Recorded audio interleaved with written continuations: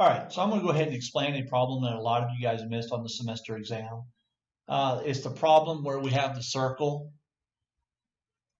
and coming from the circle, we have a tangent line, and then we have a line that's kind of like a secant, but it'd be a secant if we finish it off right at that one, right all the way through to the edge.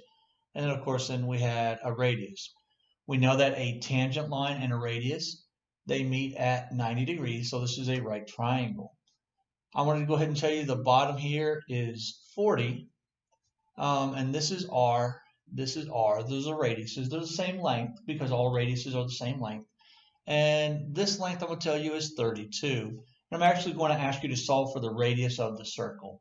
Now we could do the outside times the whole equals 40 squared using our secant and radius rules. But really it's actually easier is if we just do Pythagorean theorem. Pythagorean theorem is leg squared plus leg squared equals hypotenuse squared.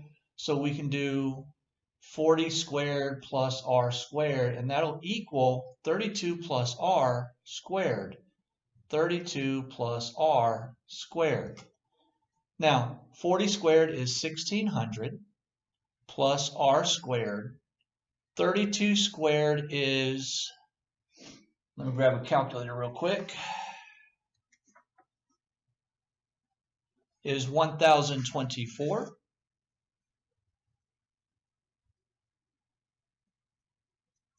Plus 64r plus r squared.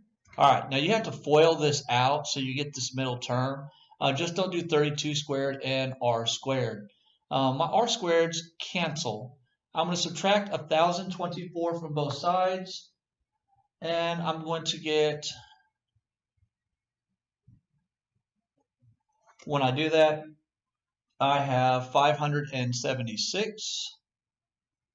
576 equals 64r. I'm going to divide both sides by 64. And that gives me a radius of 9.